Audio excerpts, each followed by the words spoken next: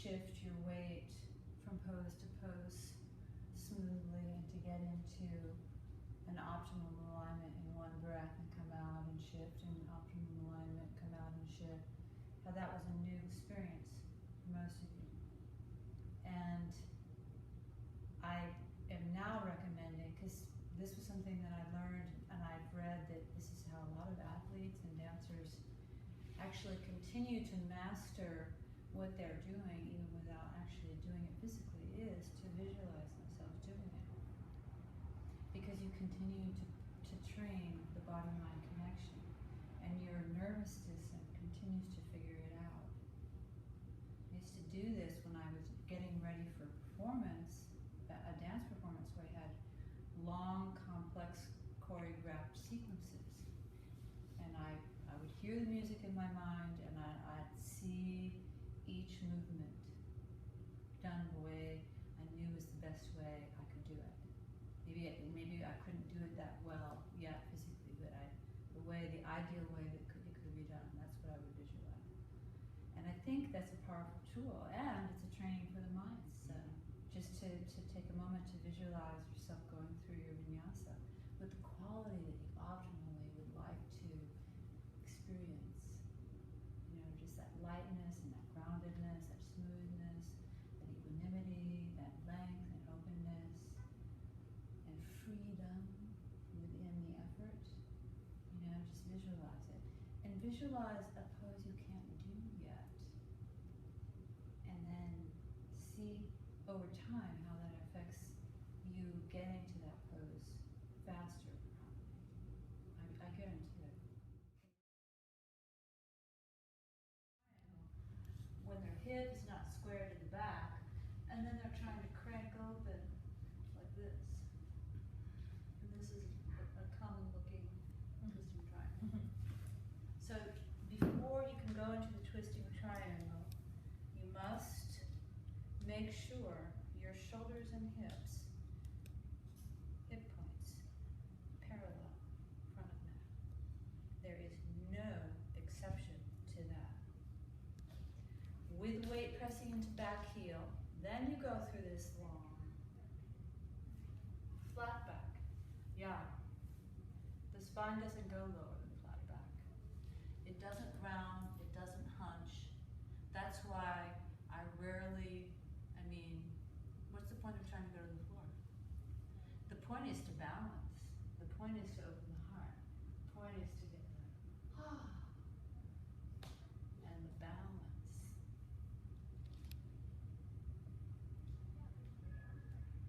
To feel yourself square and stable, then lift up and over. I was in Warrior 2, and she said, don't lift up with your shoulders, lift up with your bundles. And I wasn't aware that I was lifting with my shoulders. But that's what I see. Hands to the heart. So with a light, elegant inhale, we'll open to the left, to the right rather. And right away, this arm will start to come up, but not the shoulder, just the arm. And we're not pushing out the ribs. We're remembering all of our form. We're continuing to pivot.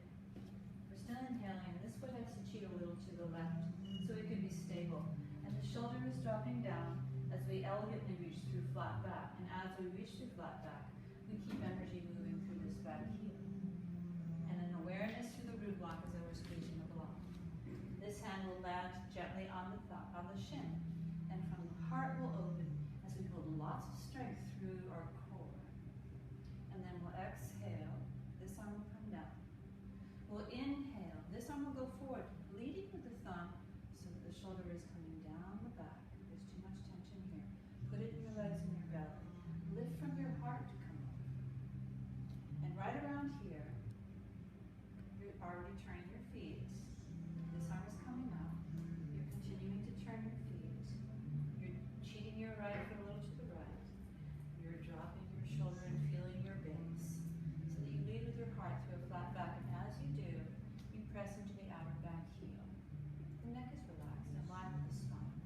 You go out, out, out, out, out, and then you start to turn. The hand lands like a feather on the shin, and you open your heart to look up. Keeping that awareness through the stable base. This arm comes down, exhale. Reach forward, leading with the thumb. No tension in the shoulder. And come up through your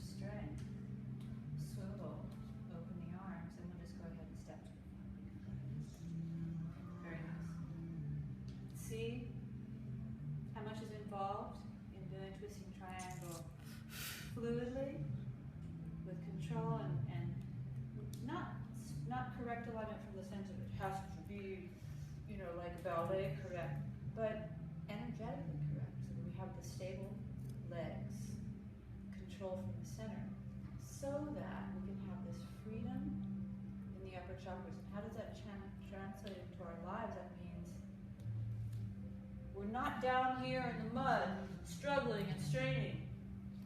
We're supported. We can expand. We can be free. In our feeling, we can be free and light. I mean, that's how the movement awareness translates into off the mat, evolving from the lower chakras and the struggle and that's like the roots of the lotus in the mud. We don't want to get down to the roots with the mud. We acknowledge the roots. We love the roots. And we draw our sustenance up from them to grow the beautiful flower between them.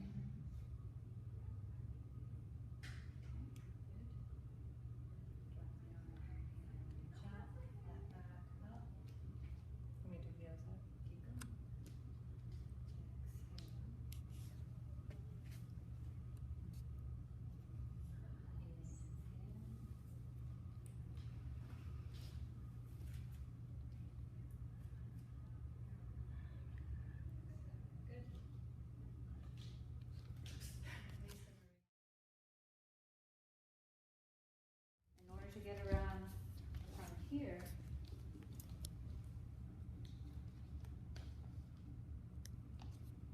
then turn, turn, turn, turn.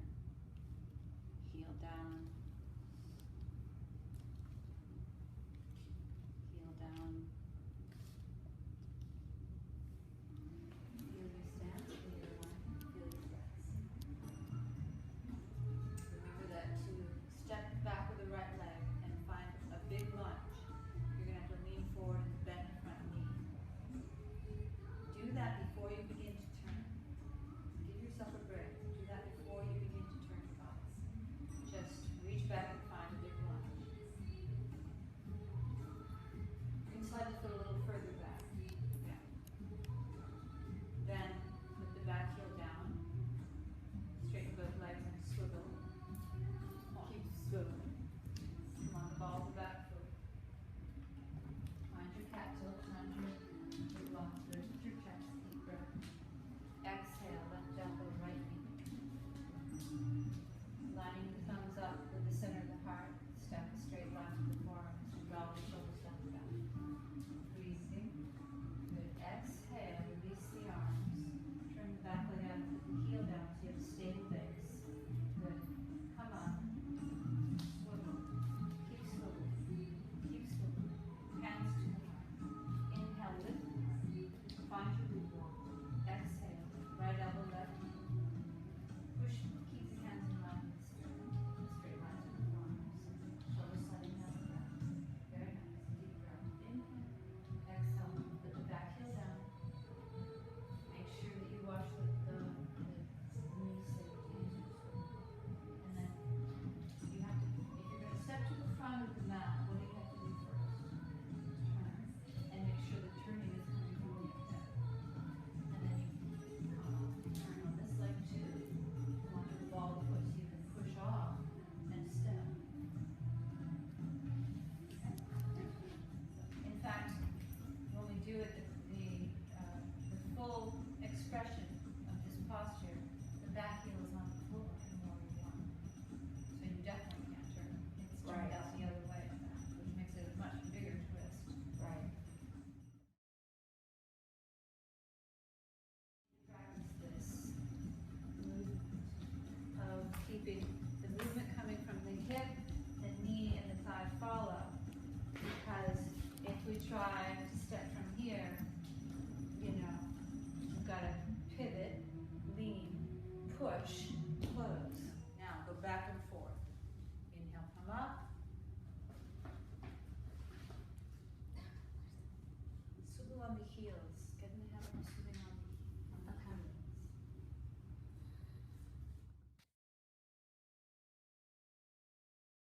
Now squeeze. Now it's more of a connection to the root lock and pulling up through the center. Mm-hmm. See, squeeze.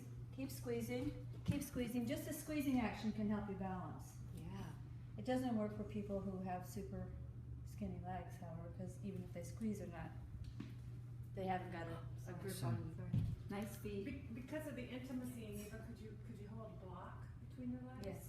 Okay. And that would help a skinnier leg people. Yes. You choose your Or side. deeper, as I'm pulling up. It's going to be different for everybody. Right. You don't want to force.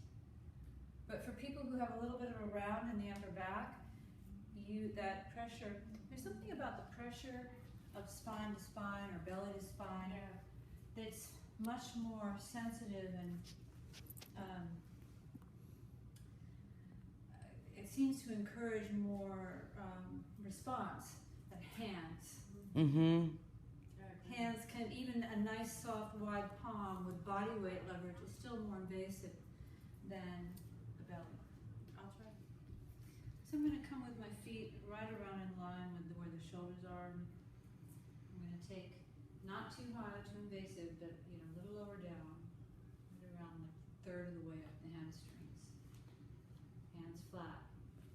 I'm just going to take a moment or so in a plie, just sort of relaxing my belly into her spine and feeling the connection. Feeling how she responds if I add a little bit of pressure.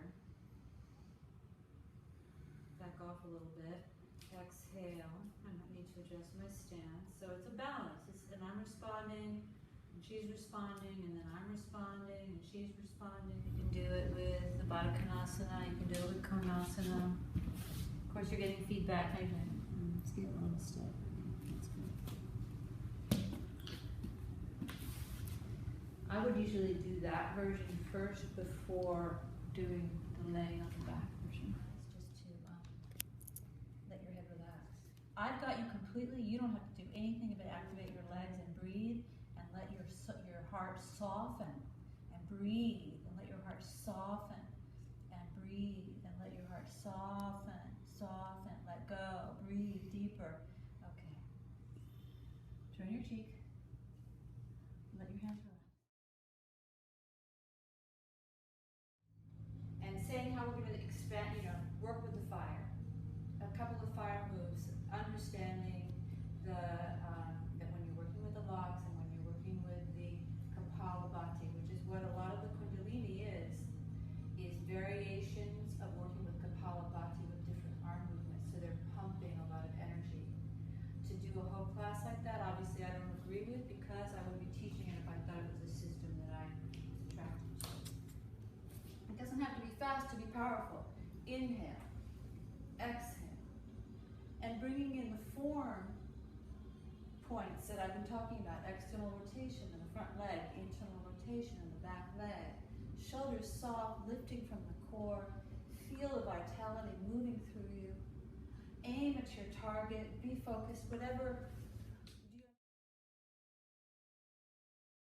Feet and rotating your thighs to the earth, and then from here it's easy to go. Nice here. And what is that? Flying fish. Flying fish.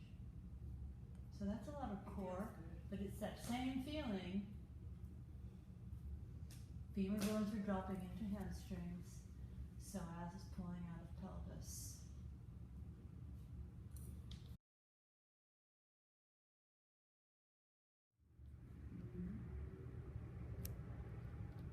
Scoot, scoot, scoot, scoot.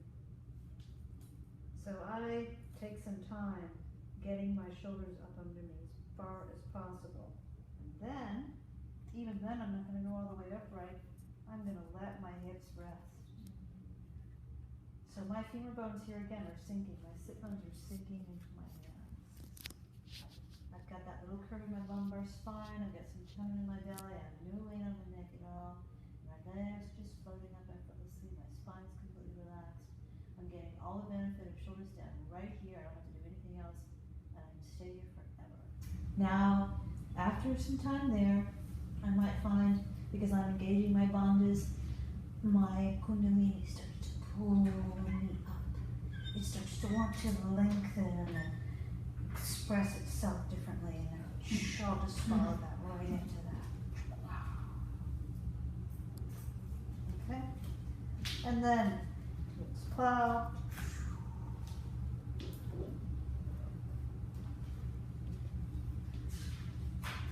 It's gone as a dolphin.